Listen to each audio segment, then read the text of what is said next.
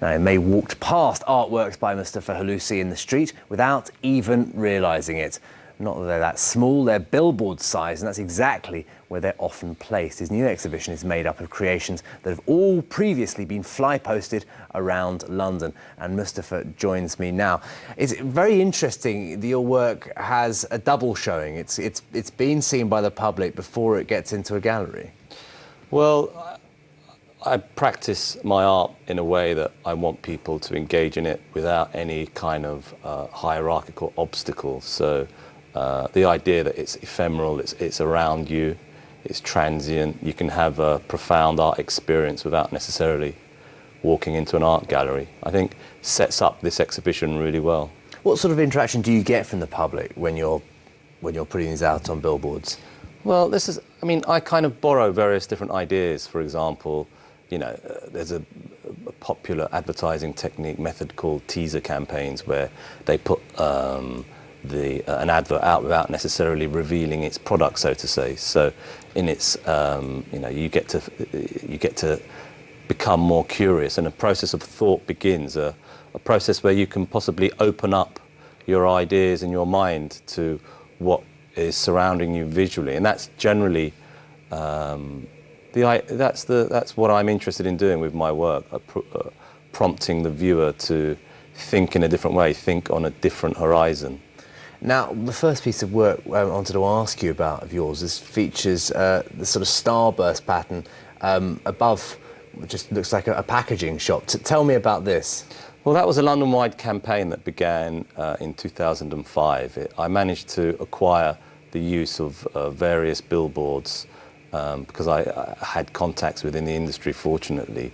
The design came about, I was looking for something that could evade the Google search, yet register on the mind of the viewer.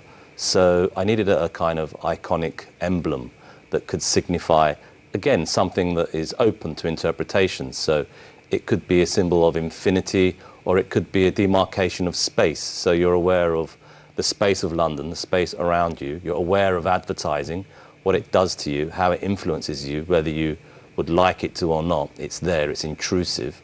And it could be a different way. The streets of London, in terms of image culture, could be far more malleable, far more democratic than what they are currently. Less ambiguity with the next piece of work we're going to see, which looks like it's a poster for an event you're putting on. There's your name there in big yellow letters. Tell us about this one. This is my first poster campaign. I kind of came back from a trip in New York and I saw this shop sign window saying sewing machines repaired, and I thought, that's cool, I want my name in that font. It's a kind of pre-9/11 take on what it means to be of an Islamic heritage, yet not necessarily fitting into the typical stereotyped Islamic appearance. As you can see, I'm light-skinned, I have blue eyes, yet I'm from an Islamic heritage. This is quite alien to a lot of people in the UK, despite Britain's colonial history. So I wanted to distribute my name and have a twist, have a kind of take where you had to double read what you said. So it could be something that people would stereotypically think is threatening, but presented in some kind of funky, cool, camp, I don't know, font, just to create tension.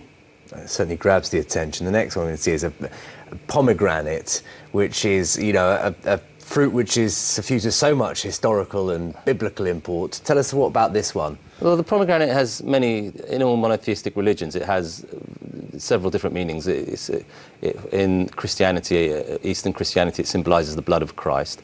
Jewish New Year, it's used to celebrate rebirth and life. It has incredible symbolic value. I stumbled across a field of pomegranates, trees, and grove of pomegranate trees, and they were all on the floor rotting away, and I thought, what an incredible waste. I know, for example, that 40% of all food production is wasted, so I just wanted to bring that to the attention of people in a poetic, eye-catching, contemplative way. Mustafa Hulusi, thank you so much for coming and sharing what's been looks like an absolutely fascinating exhibition. And you can see that. It's called Fly Posting, and it's on the Cass Bank Gallery at the London Metropolitan University until the 30th of October.